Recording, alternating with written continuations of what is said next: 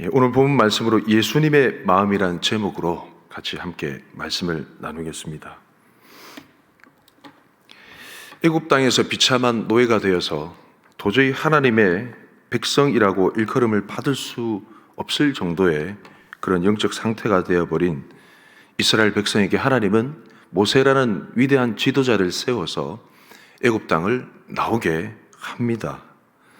그 애굽 땅 종되었던 집에서 나오게 하신 이후에 뒤에는 애굽 바로의 군대가 쫓아오고 앞에는 홍해 바다가 가로막힌 그 상황 속에 하나님은 큰 동풍을 일으켜서 홍해 바다가 두 갈래로 갈라지게 하시고 이스라엘 백성으로 하여금 마른 땅을 걷게 하시는 기적을 보게 하셨습니다. 하나님은 그들을 홍해 바다 한가운데로 지나가게 하시면서 마치 물세례를 연상케 하시며 애굽 땅의 삶은 죽고 하나님의 백성으로의 삶은 살게끔 그들의 삶을 인도하셨습니다.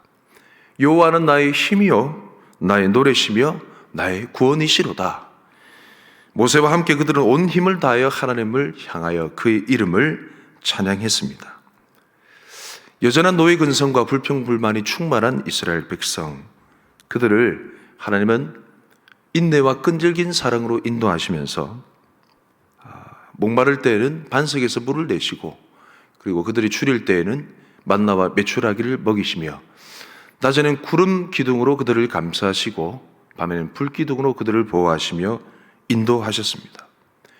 애굽 땅에서 나온 지 한 3개월쯤 되었을 때 시내산에 도착했습니다.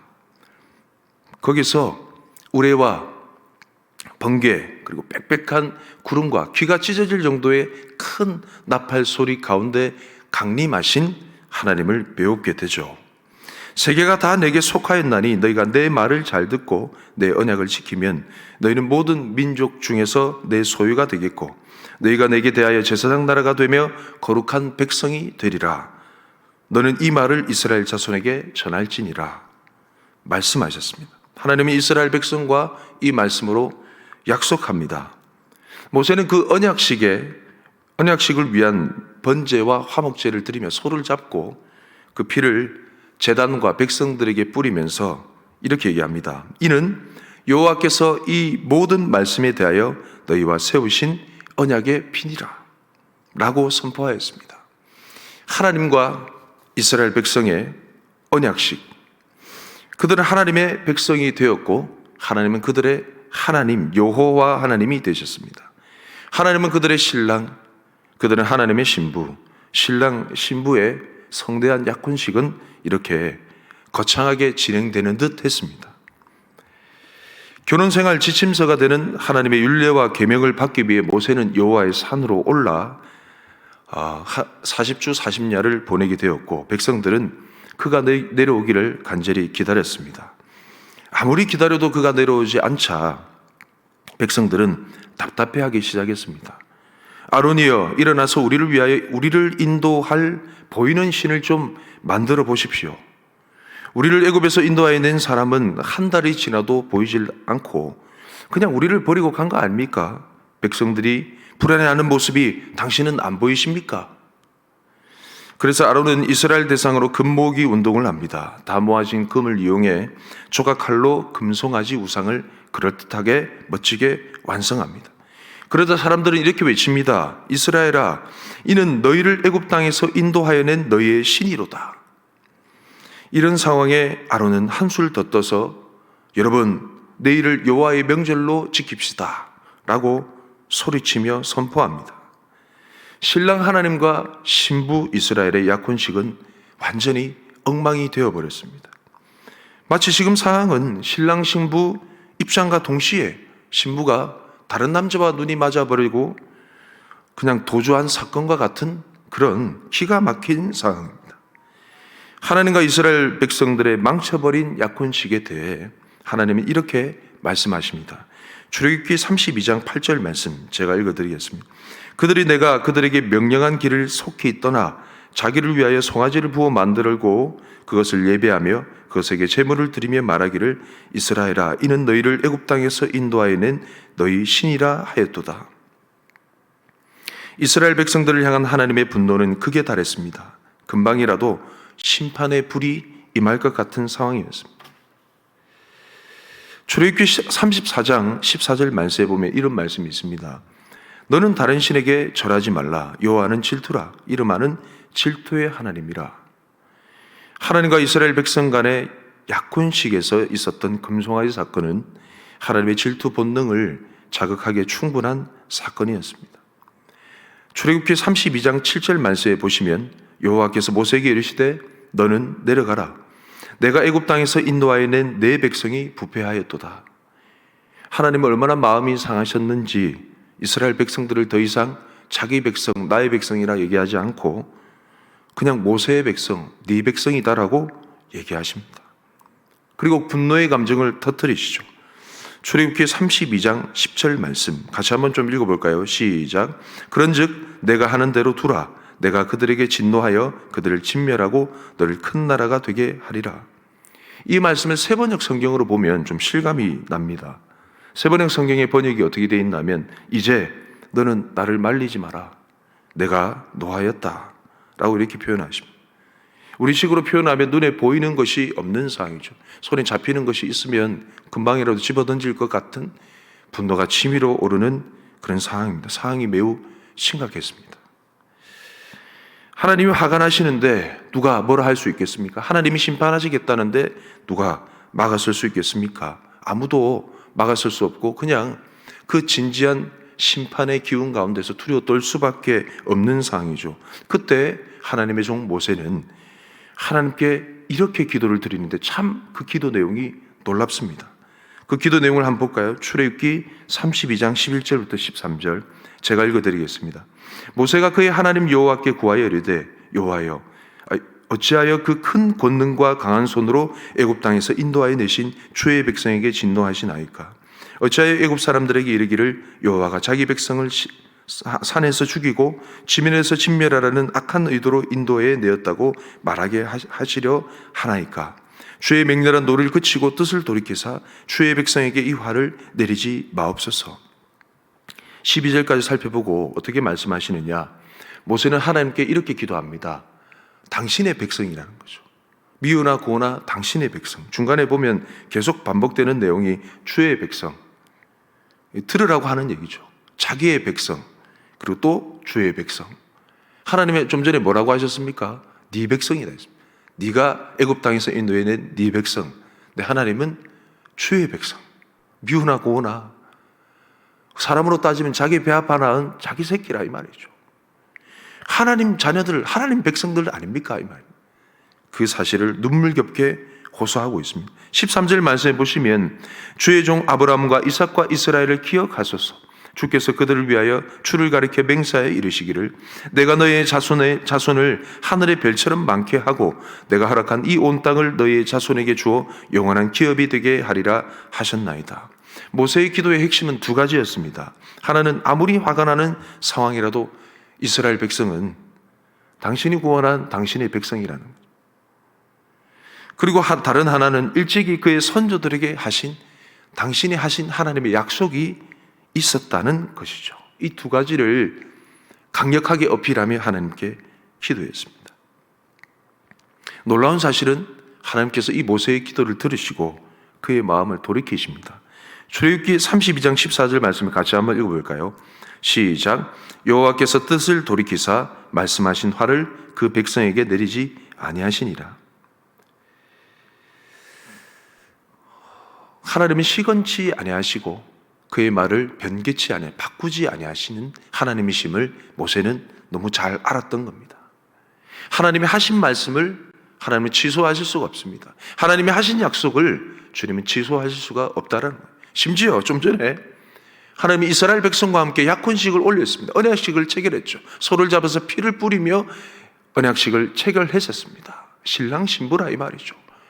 그럼에도 불구하고 하나님은 너무 화가 난 나머지 이 백성들을 진멸하시는 그 순간에 그 가운데 모세가 가로막아 서서 하나님께 주의 백성 그리고 주의 약속 두 가지를 언급하며 기도했던 것이죠. 이 모든 사건은 모세가 시내산에서 말씀을 받고 지면에 내려오기 전에 일어났던 일입니다. 여러분 잘 이 광경을 보십시오. 모세의 기도가 없었더라면 우매한 백성들은 영문도 모른 채 심판의 불 가운데 잿더미가 되었을 것입니다. 누구의 기도 덕분에 살아있는지도 모른 채 그들은 우상 앞에 희낙낙거리며 소리를 지르며 우상을 숭배하고 있습니다. 제가 이 장면을 보면서 여러 가지 의미심장한 그런 것들이 떠올랐습니다. 여러분, 우리가 지금껏 이렇게 은혜 가운데 살아가고 있는 그 사실이 또 다른 누군가의 중보기도 덕분에 그렇다는 사실을 한번 생각해 보신 적이 있습니까? 우리가 그냥 기쁘게 일상을 보내는 이 일상이 또 다른 누군가의 부모의 또 다른 누군가 나를 위해서 기도하는 누군가의 기도 덕분에 내가 이렇게 일상을 편안하게 살고 있는지 한번 생각해 보신 적 있습니까? 진노하시려고 이글거리는 그 분노의 혈기로 하나님 심판하시려고 하시는 그 하나님, 그리고 그 사실을 전혀 모른 채 땅 지면 가운데서 비나이다 비나이다 하며 이것이 바로 금송아지를 향해서 이것이 바로 우리를 애굽 땅에서 인도하여낸 여호와 하나님이다 라고 철없이 정말 비참하게 춤을 추며 그 우상을 향해 예배하고 있는 이스라엘 백성 두 구도 사이에 누가 있느냐? 모세의 기도가 있었다는 사실. 여러분, 이 사실을 잘 기억하십시오. 누가 봐도 불안불안한 하나님과 이스라엘 백성 사이의 관계를 모세가 끝까지 연결시켜 주고 있는 모습입니다. 우리는 이런 역할을 하는 사람을 중보자라고 부릅니다. 모세는 비장한 마음으로 산에서 내려와 우상 숭배의 처참한 현장을 목격합니다. 그리고 금송아지를 가져다가 불에 태워 부수어 가루를 만들어 물에 뿌려 백성들로 하여금 마시게 합니다. 모세가 본 백성들의 모습은 정상이 아니었습니다. 출애굽기 32장 25절 말씀 제가 읽겠습니다. 모세가 본즉 백성이 방자하니 이는 아론이 그들을 방자하게 하여 원수에게 조롱거리가 되게 하였습니다. 방자하다 이 말은 죄송합니다 표현이 미쳐 날뛴다 이런 표현입니다. 제정신이 아닌 상 통제 불가능한 그들의 영적인 눈빛이 흐려졌습니다. 제정신이 아닌 상황입니다. 이스라엘 백성들은 이런 상태로는 도저히 하나님의 인도하심을 받을 수 없었습니다. 무엇인가 하나님의 경고의 메시지가 필요한 상황이었습니다. 모세는 하나님의 편에 설 자가 누군가? 하나님의 편에 설 자, 자원하는 심령을 모집했습니다. 그때 레위 사람들이 모세의 편에 섰습니다. 모세는 그들에게 각각 자기의 칼을 차게 만들었습니다. 그리고 이 문에서 저 문까지 행진하면서 자기의 친구, 자기의 형제, 자기의 이웃을 심판하라고 명령하였습니다. 출애굽기 32장 28절부터 29절 말씀입니다. 레위 자손이 모세의 말대로 행하매 이날의 백성 중에 3,000명 가량이 죽임을 당하니라. 모세가 이르되 각 사람이 자기의 아들과 자기의 형제를 쳤으니 오늘 여호와께 헌신하게 되었느니라. 그가 오늘 너에게 복을 내리시리라. 여기에 보면 레위 사람들이 죽인 사람은 자기의 아들, 자기의 형제, 자기의 이웃이었습니다. 여러분, 이처럼 죄는 사람을 가리지 않습니다. 때와 장소, 시기를 가리지 않죠. 어느 누구를 우는 사자와처럼 삼킬지 우리는 아무도 모릅니다. 이게 위험천만한 죄의 유혹입니다. 아무도 죄의 유혹 가운데 넘어지지 않을 것에 대한 보장을 할 수 없습니다. 우리의 가족일 수 있고 내 바로 옆에 있는 사람일 수 있습니다. 이게 죄의 치명성입니다. 그래서 우리는 서로를 위해서 늘 기도해야 합니다. 그게 중보 기도죠. 서로를 위해서 늘 기도해야 될 줄로 믿습니다. 하나님의 심판의 도구인 레위 지파를 대동해 우상 숭배의 주범인 3,000명 가량이 죽게 되었습니다. 이쯤 했으면 되었다는 생각. 하루아침에 3,000명이 죽었어요. 자기 가족입니다. 아들입니다. 그리고 이웃입니다. 정말 자기 살을 도려내는 듯한 통증을 호소하면서 하나님의 경고의 메시지를 받았잖아요. 이쯤 했으면 됐다 싶은데 모세는 다시 여호와의 산에 오릅니다. 출애굽기 32장 30절 같이 한번 읽어볼까요? 이튿날 모세가 백성에게 이르되 너희가 큰 죄를 범하였도다. 내가 이제 여호와께로 올라가노니 혹 너희를 위하여 속죄가 될까 하노라 하고. 아멘. 진정한 중보자 모세는 백성들의 안타까운 영적 상태도 그리고 하나님의 마음도 잘 알았습니다. 이 정도의 경고로는 하나님의 마음이 풀리지 않을 것이라는 것을 잘 알았죠. 이스라엘 백성들을 향한 정확한 속죄 선언이 이루어져야 하나님의 마음이 풀리고 이전과 같은 관계가 되며 하나님이 그 백성들을 인도하실 것을 잘 알았습니다. 그래서 그는 다시 산에 올라가게 된 것이죠. 신명기 9장 18절 말씀입니다. 제가 읽겠습니다. 그리고 내가 전과 같이 40주 40야를 여호와 앞에 엎드려서 떡도 먹지 아니하고 물도 마시지 아니하였으니 이는 너희가 여호와의 목전에 악을 행하여 그를 경노하게 하여 크게 죄를 지었음이라. 모세는 시내산에 올라 식음을 전폐하고 이전에 했던 것처럼 40주 40야를 보내며 금식하며 하나님께 용서와 속죄를 기다리며 간절히 간구하였습니다. 그가 무엇이라고 기도했는지 한번 살펴보겠습니다. 출애굽기 32장 31절부터 32절까지 말씀 제가 읽겠습니다. 모세가 여호와께로 다시 나아가 여짜오되 슬프도소이다. 이 백성이 자기들을 위하여 금신을 만들어 싸우니 큰 죄를 범하였나이다. 그러나 이제 그들의 죄를 사하시옵소서. 그렇지 아니하시오면 원하건대 주께서 기록하신 책에서 내 이름을 지워버려 주옵소서. 모세의 기도는 간절했습니다. 그리고 모든 것을 내어 걸고 하는 기도였습니다. 주의 기록하신 책에서 자신의 이름을 지워달라는 간구는 백성의 죄를 용서하지 않으신다면 자신 또한 용서받지 못한 죄인이 되겠다는 고백입니다. 왜냐하면 이 주의 기록하신 책, 이 책에 대한 내용이 어떤 건지 잘 모르지만 그 다음 절 말씀해 보면 하나님께서 뭐라고 말씀하시는가? 누구든지 내게 죄를 범하는 자마다 내가 그 기록에 그 책에서 이름을 지울 것이다 라고 하는 것을 볼 때 모세의 간구라는 것은 그 백성들을 주님께서 용서하지 않으신다면 자신 또한 용서받지 못한 죄인이 되는 것이 차라리 낫다라는 고백입니다. 여러분, 저는 오늘 말씀을 준비하면서 저에게 주시는 하나님의 메시지를 듣게 되었습니다. 최근 들어 다른 사람에 대해서, 주변에 대해서 날카로운 시선과 되게 좁아진 마음, 그런 제 마음을 느낄 수 있었습니다. 하나님은 그런 저에게 이 말씀을 읽는 저에게 이 말씀을 통해서 저에게 경고했습니다. 그러면 주시는 메시지가 뭐냐면, 사랑하는 병훈아, 너가 이 모세의 기도와 같은 이 기도를 받았기 때문에 지금껏 살아가고 있는 것 아니? 라고 말씀하셨습니다.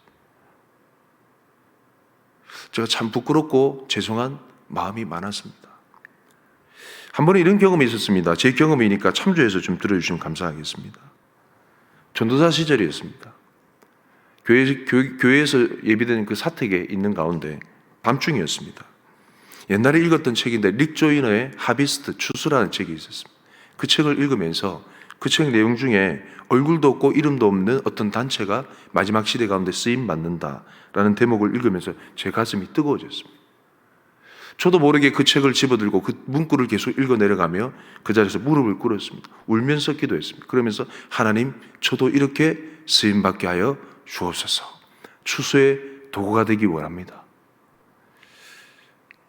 근데 한참을 기도하는데 놀라운 게 좀 느껴지는 게 방 구석 저쪽 편에서 기도 소리가 들리는 거예요. 주변을 막 두리번거렸어요. 분명히 저밖에 없는데. 어둑어둑하고 스탠드 조명만 켜놨는데 이상한 소리가 들리면 무섭잖아요. 주변을 살펴봤는데 아무도 없어요. 또 기도를 해요. 기도하는데 구석에서 또 누군가의 기도 소리가 막 들리는 거예요. 아, 이상하다. 그러면서 눈물의 기도 집회, 홀로 주님 앞에 드리는 눈물의 기도 집회를 마치고 다음날 주일이었습니다. 주일날 이제 교회 가서 제가 섬기는 중등부 예배를 드리고 잠깐 이제 다니고 있는데 중등부 스텝 중에 나이 많은 그 청년 형님이 계셨어요. 그때 당시 나이 이제 40살이었는데 미혼의 형님이 있었습니다. 그분은 오직 주님밖에 바라볼 분이 없는 분이었습니다.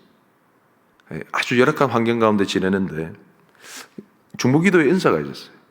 그분이 제게 다가와서 하는 얘기가 병훈 형제 정말 주님의 이름으로 사랑하고 축복합니다.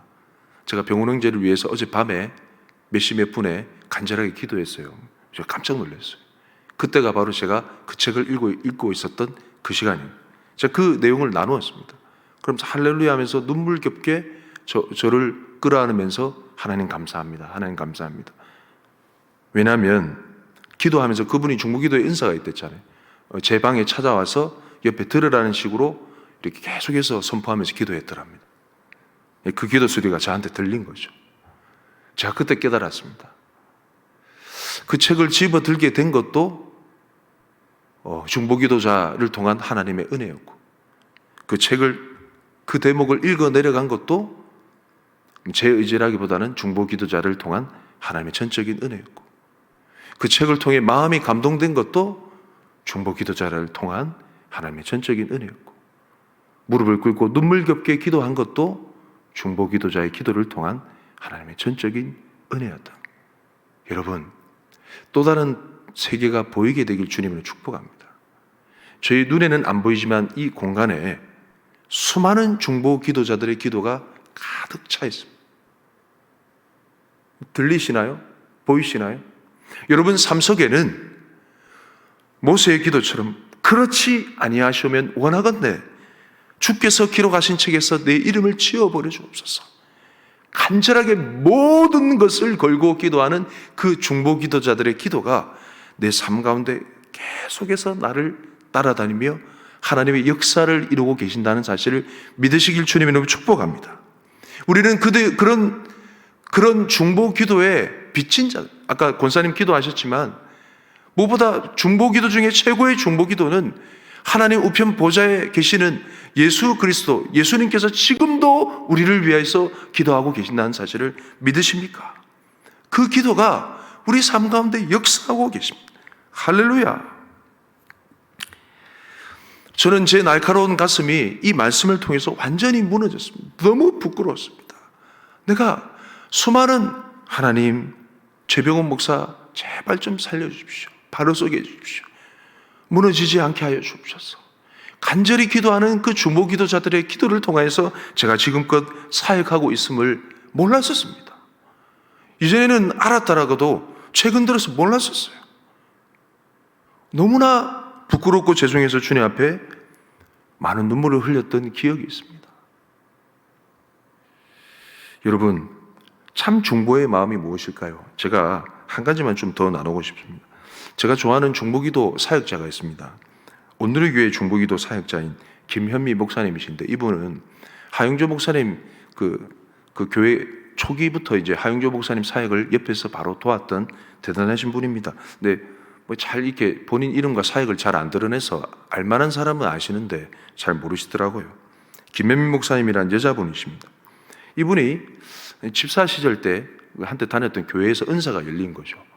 사람들의 뭐가 보이기 시작합니다. 그러면서 이제 아주 중요한 치명적인 부분을 이제 보게 되었는데, 그분의 책에도 나와 있고 간증할 때마다 얘기하는 부분이기 때문에 제가 얘기할 수 있습니다. 그 양해를 구하고, 좀 나누기 힘든 부분이지만 담임 목사님과 여 전도사님 사이에 부적절한 관계에 대한 부분이 이제 보이는 거예요. 그러면서 이제 그걸 좀 그때 당시는 지혜가 부족했던지라 같이 이제 큐티 나눔, 중보기도 모임 가운데, 소그룹 모임 가운데 그걸 조심스레 나눴습니다. 기도 좀 해달라고. 그랬더니 난리가 난 거예요. 난리가 난 이유가 이제 만연사랑을 받기 시작. 네가 좀 뭘 보더니 드디어 담임 목사님을 해코지를 하기 시작하네, 이러면서 그 소문이 난 거예요. 그러면서 완전히 교회에서 매장 당할 듯이 핍박을 받게 돼요. 조용 막 찌그러져 있는 정도로 막. 그러다가 세월이 지나자 그게 사실이라는 게 밝혀져요. 교인들도 너무 힘들고 어렵고 어려운 중에 이분이 완전히 소위 말해 글로 따지면 성지글이 된 거예요. 사람들이 보따리 싸들고 찾아오기 시작해요. 자기 집에 금일봉 들고 막 생필품. 자기는 그걸 원하지 않았는데 갑자기 사람들이 자기를 그렇게 인식하기 시작하는 거예요. 그렇게 세월이 지나고 하나님의 훈련이 계속되자 그런 가운데 어느 정도 세월이 지났었습니다.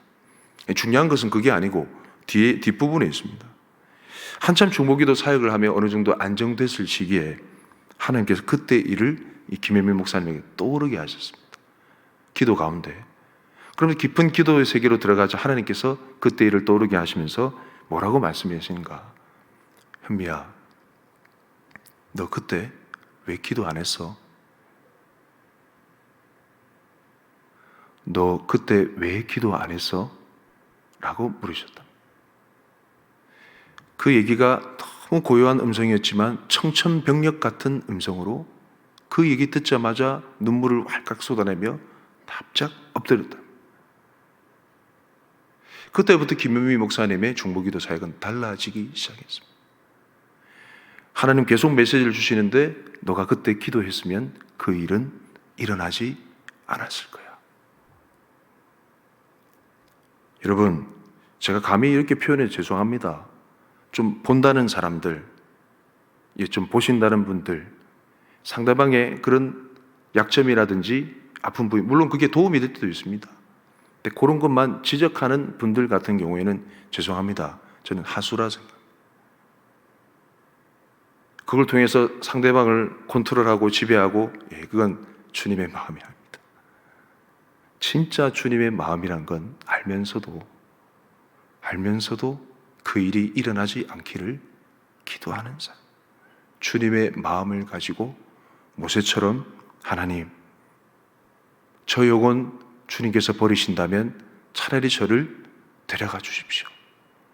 그 책에서 제 이름을 지어줘 버리십시오. 그게 차라리 낫습니다. 저 영혼 살려주십시오.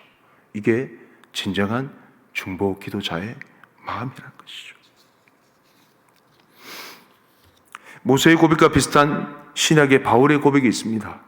로마서 9장 3절입니다. 우리 같이 한번 좀 읽어볼까요? 나의 형제 곧 골육의 친척을 위하여 내 자신이 저주를 받아 그리스도에게서 끊어질지라도 원하는 바로라. 이 고백의 의미는 내 자신이 저주를 받아, 이 저주란 것은 율법의 저주를 얘기합니다. 차라리 이 골육 친척 주님께서 거두지 아니하신다면 차라리 내 자신이 저주를 받아 그리스도에게서 끊어질지라도 차라리 저 사람들을 예수님을 믿게 해주십시오.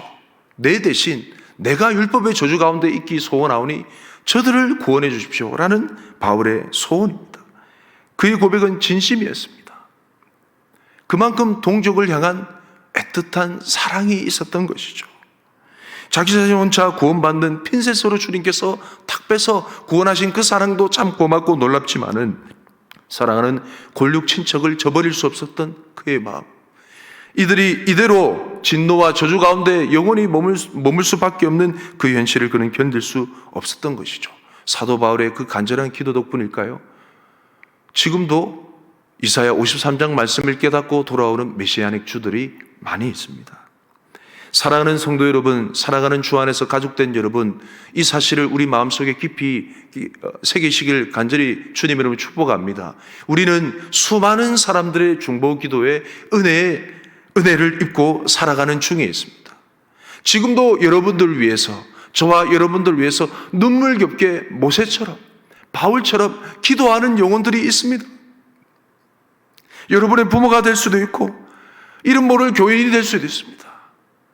우리 교회도 마찬가지입니다. 사랑하는 온천교회도 수많은 다른 이름 모를 성도들의 간절한 기도가 있었기에 지금껏 이 역사 70년 넘는 역사를 유지하며 주님의 복음을 증거하는 삶을 살아갈 수도 있다고 생각합니다. 이 나라 이 민족도 마찬가지입니다. 한번 생각해 보십시오. 모세가 산에 있을 때 우상 숭배하며 죄악을 행하는 그 백성들이 망하지 않을 수 있었던 것은 진노하시는 하나님을 대항해서 기도했던 모세의 간절한 기도가 있었듯이 이 나라 이 민족을 위해서, 아까 권사님 기도처럼 정치 지도자를 위해서, 북한의 지하교회 성도들을 위해서 끊임없이 기도하는 이 땅에 성도들이 있었기에, 이름도 빛도 없이 기도하는 성도들이 있었기에 지금도 극악무도한 죄가 계속되고 있는 이 나라, 죄악이 창궐한 이 나라가 망하지 않는 그 이유는 중보기도 때문에 그렇습니다.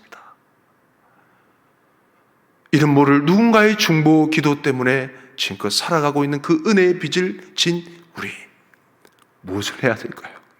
우리도 또한 또 다른 누군가를 향해서 눈물겹게 기도해야 되지 않을까요? 어떤 마음으로? 모세의 마음으로, 바울의 마음으로. 그 모세의 마음, 바울의 마음이 무엇일까요? 상한 갈대를 꺾지 아니하시고 꺼져가는 심지를 끄지 아니하시는 예수님의 마음입니다. 자기 자신을 배신할 걸 알면서도 끝까지 사단이 너를 밀가부르듯 그렇게 하지만은 내가 네 영혼을 위해서 기도하였다 했던 것처럼 그 예수님의 기도, 베드로를 향한 그 예수님의 간절한 기도가 베드로의 회복을 일으켰듯이 그 예수님의 마음처럼, 모세의 마음처럼, 바울의 마음처럼 우리도 또한 누군가를 위해서 간절히 기도해야 될 줄로 믿습니다. 여러분 주변에 죄악 가운데 넘어질 위기에 처한 그런 상황에 놓인 사람들이 있습니까? 사랑하는 성도 여러분, 우리 이제 문제를 앞두고 기도하는 것 이상으로 중보기도의 영역을 확장합시다. 주님이 주신 마음으로. 우리 주변에 위태위태한 영혼들이 있습니까? 그 일이 일어나기 전에 모세의 마음으로, 바울의 마음으로 기도해야 될 줄로 믿습니다. 이 나라의 이민족을 향해서 기도해야 될 줄로 믿습니다. 그럴 줄 알았어. 이런 것은 우리 믿는 자의, 예수님의 마음을 품은 자의 고백이 아닙니다. 그럴 줄 알았어. 이것은 우리가 품어야 될 마음이 아닙니다. 우리는 끝까지 주님의 마음을 품고 하나님, 그 일이 일어나지 않게 하여 주옵소서. 만약에 그 일이 일어난다면 저를 차라리 데려가 주옵소서. 우리의 모든 것을 걸고 기도해야 될 줄로 믿습니다. 우리가 중보기도의 은혜를 입었다는 사실, 그리고 그 은혜를 입은 만큼 남을 위해서 기도해야 된다는 사실, 그 사실을 마음에 깊이 새기며 주님의 마음을 품고 많은 영혼을 세워나가는 저와 여러분의 삶이 되시길 주님으로 축복합니다. 우리 이 시간 다 함께 합심해서 기도했으면 좋겠습니다. 주님, 우리의 기도를 사용하여 주옵소서. 우리의 기도가 부족하다 할지라도 받은 은혜를 생각하며 기도합니다. 주님, 우리의 기도를 사용하여 주옵소서. 그 전에 주님, 우리의 심령 가운데 깨달음이 있게 하여 주옵소서. 수많은 사람들의 기도의 결과가 우리의 삶이라는 사실을 깨닫게 하여 주옵소서. 수많은 중보기도자들의 기도가 있었기에 우리가 지금까지 살아감을 알게 하여 주옵소서. 또한 우리가 이 시간 간절히 기도할 때 하나님, 저 영혼을 살려 주옵소서. 간절한 중보기도의 은사, 중보기도의 능력이 우리 가운데 부어진 바 되어서 특별히 온천교회는 중보기도의 은사가 충만한 교회인 줄 믿습니다. 그리고 중보기도의 사명이 있는 교회인 줄 믿습니다. 하나님, 우리가 기도할 때, 우리 온천교회가 기도할 때 가정이 새로워지게 하시고, 이 교회가 새로워지게 하시고, 한국교회가 일어서게 하시고, 이 나라 이민족이 새로워지는 은혜가 있게 하여 주옵소서. 우리 다 함께 주여 외치고 기도하겠습니다. 주여!